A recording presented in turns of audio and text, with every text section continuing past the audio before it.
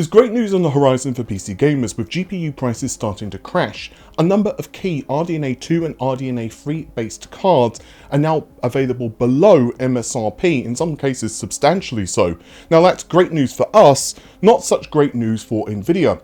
But to add to all of this, there are also a number of other key components for PC gaming which are starting to also be reduced in price, and one of those is memory. And we're going to be discussing all of that plus some more stuff, including Intel's GPUs, in this video. So of course we're going to get right into that after this message from the video sponsor. If you're running a copy of Windows 10 which isn't activated, of course, not only do you have to worry about the missing customization options, but there's also that annoying Windows desktop watermark reminding you to activate. Today's video is sponsored by WhoKeys.com, and they've an excellent price on Windows 10 Professional as well as Home keys. Yeah, and they also of course sell games. I've bought a few Windows 10 keys with my own personal account to test everything was legit and worked in preparation for this sponsored video. You can pick up one of their keys for 25% off using the coupon code RGT in the checkout. There's links to their website in the video description. Also, if you're building a few systems, there's bundles available too. Again, you can check out WhoKeys.com and use the coupon code RGT for 25% off the listed Windows 10 key prices. So let's talk about memory first, because memory is obviously, well, important for not just graphics cards, but just about everything to building your system. And this is going to affect not just DRAM, but also NAND as well.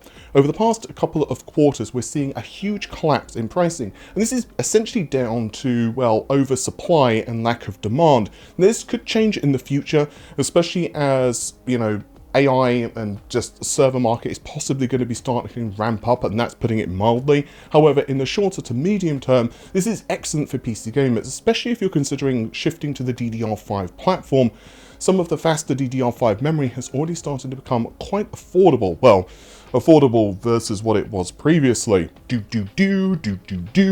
case you couldn't guess though, this is my below MSRP pricing dance for GPUs. This is actually AMD unofficially somewhat taking a sledgehammer to Nvidia's RTX 40 lineup.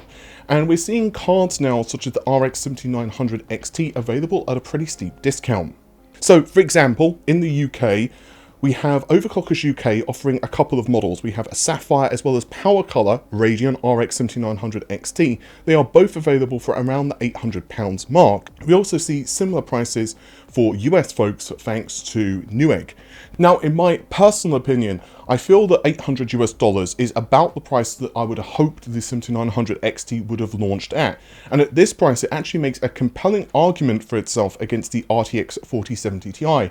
Naturally, when you're comparing graphics cards against one another, it does depend on things like what resolution, do you have ray tracing enabled, what game engine, and so on and so on. But you can see a few benchmarks here, and it puts a fairly impressive result for itself against the RTX 4070 Ti. Well, that was a bit clumsily worded, but whatever. And it's going to be very interesting to see whether these price cuts are official or not in the longer term.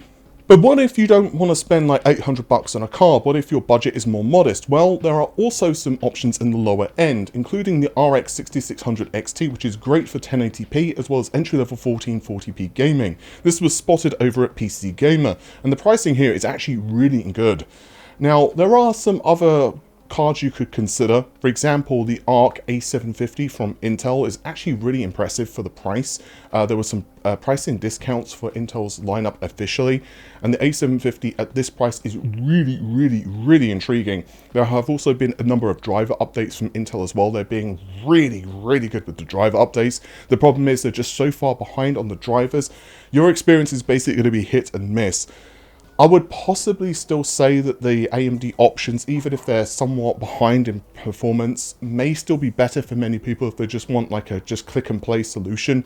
However, I think Intel are going to be doing much better over the next several months, so I think the A750 is going to be a great budget card.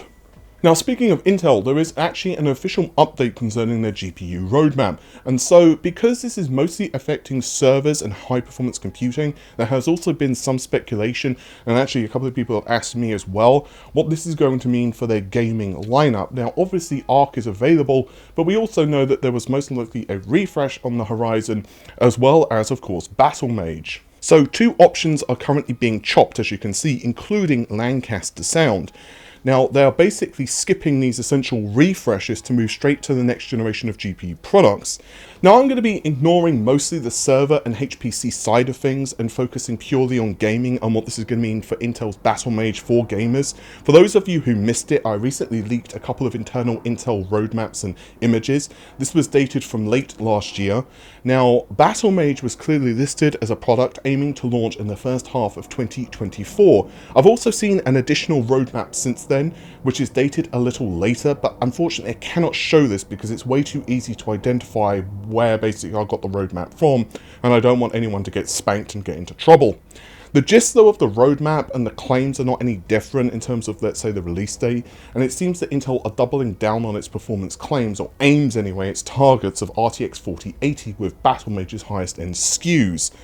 So what have I learned? Well, I've reached out to a couple of sources and asked them, does it mean anything for gamers? And the answer is no when it comes to Battlemage. Basically, the plan still seems to be that Battlemage will launch at the same time with the same performance targets. The only issue, of course, naturally, is that at that point, the rumor mill for the RTX 50 series as well as RDNA 4 are just going to be reaching fever pitch. I don't think RDNA 3 is going to be getting its N31 refresh, as I've mentioned a couple of times previously. I think it's most likely cancelled. I'm trying to find out more regarding the RTX 40 Super Series.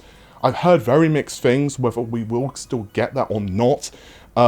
I'll tackle that more in another video because, as I said, I'm trying to reach out to a couple of sources for some clarification because it's still a little muddy. This is a gut feeling only. This is not based upon what I'm told by sources. This is purely me, so I'm happy to say that I may well be wrong here, but I think it's possible that if an RTX 40 series had been planned, they may have pushed it back because obviously with N31's refresh supposedly dead, there is less pressure on Nvidia, but we'll have to wait and see how all of that plays out. It could also be that Nvidia decides to do it anyway, just as basically a marketing ploy, or basically for pricing purposes. As an additional thought, I would also not be surprised if potentially we could see some price cuts officially for the RTX 4080, as well as some of the other RTX 40 cards actually come to fruition. Remember, there was that rumor not too long ago that Nvidia would be doing this, and honestly, I don't know. I've heard, again, mixed things whether that's actually going to happen or not, but if AMD do make the RX 7000 series price cuts official, which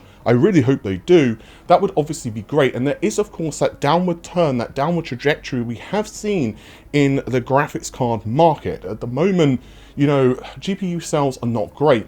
This is not to say that Nvidia are going to be going bankrupt. They are selling a crap ton of cards in the server market, but for gaming, obviously, well, it is what it is. It's going to be very interesting to see how all of this plays out, because Nvidia, for example, could shift some of its capacity over to servers or some of its dies, whatever. I'm going to be very curious to see how GPUs, you know, kind of change over the next year or so. Anyway, hopefully you have enjoyed the video. If you did, you know what to do. Leave a like on the video and give it a share, and I'll see you soon. Stay safe. Have an amazing day. Bye for now.